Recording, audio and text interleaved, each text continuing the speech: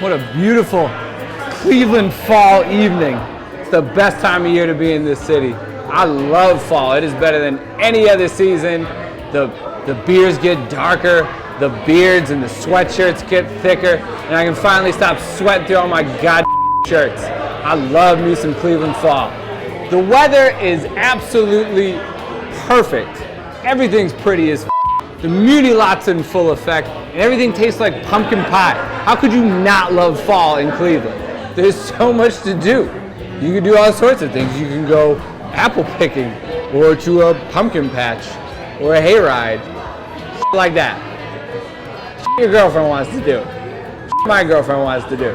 Clevelanders spend the fall months doing the same thing we do the rest of the year. Eating and drinking heavily while wearing shirts to say Cleveland stuff on it. Only we switch to sweatshirts instead, and we drift back and forth between the patio and the inside of the bar. Speaking of drinking heavily, did you see that Ohio is the #1 consumer of White Claw in the country? That's a great title. We got that title this summer, and we got the UFC World Heavyweight Championship this summer. Stipe, baby. Between that and the White Claw title, I am so proud of us. We caused a shortage of White Claw. We drink so much as a state that we caused a shortage of that shit. And on the surface, yeah, it's no blue-collar, Rust Belt kind of feel type of drink. But if you dig a little bit deeper, the thing with White Claw is, #1 is delicious. And #2, you can drink like 5,000 of those things. And you can stay in the game. You can just keep going. And at the root of things, Cleveland is a city of day drinkers. So White Claw is perfect. Speaking of day drinking, football is upon us. That's the beauty of fall. Football is back, and so is tailgating. Whether you're a Muni Lot person, or a Pip person, or one of those weirdos setting up shop in a random garage on Superior, tailgating season is upon us. Personally, I'm a Muni Lot guy. Just the sight of it is staggering. It's beautiful. I love it. And I also love the yearly reminders that this is the year that they're going to crack down on alcohol in the Muni Lot. You're not allowed to drink alcohol. The cops are going to be cracking down. This year we mean it. Bitch, no, you don't. Imagine if they actually tried to enforce that. The mutiny that would happen if they tried to stop alcohol in the Muni Lot. Let's just end this facade. We're allowed to drink in the Muni Lot. You know what they should ban for the Muni Lot? Is children.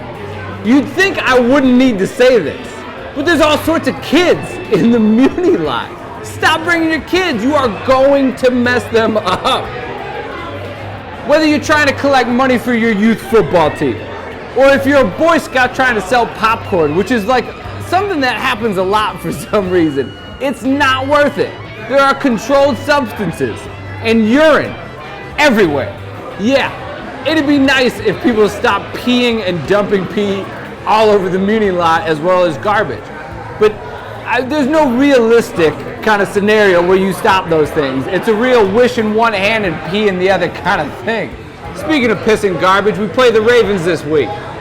The Ravens.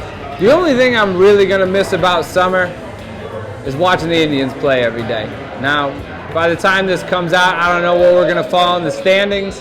I don't know if we've been knocked out of the wild card by this point or not. But not enough of you have appreciated how amazing this season has been for the Cleveland Indians. Seeing this team battle back from the start that they had, seeing them overcome the injuries that they've had, seeing Carlos Carrasco come back from leukemia, seeing Roberto Perez all of a sudden break out with over 20 home runs, seeing a farm system that was considered to be one of the worst in baseball, produced Plesac, Savali, Oscar Mercado, all of this. Seeing Shane Bieber become one of the best in baseball, seeing Mike Clevenger become one of the best in baseball, seeing Frankie Lindor continue to be one of the best in baseball. This has been a special season. Imagine if I told you back in March that we would have the injuries that we had. If we would go most of the season without Corey Kluber and Carlos Carrasco, and that Jose Ramirez would start off the way that he did, and we would still be this high, over 500, you would think I was insane. Terry Francona is far and away, without any competition, the absolute best manager in all of baseball. There's no disputing it. Well, it's been real, but I'm going to go drink some White Claws at a pumpkin patch or some dumb shit like that. Enjoy the Cleveland fall weather.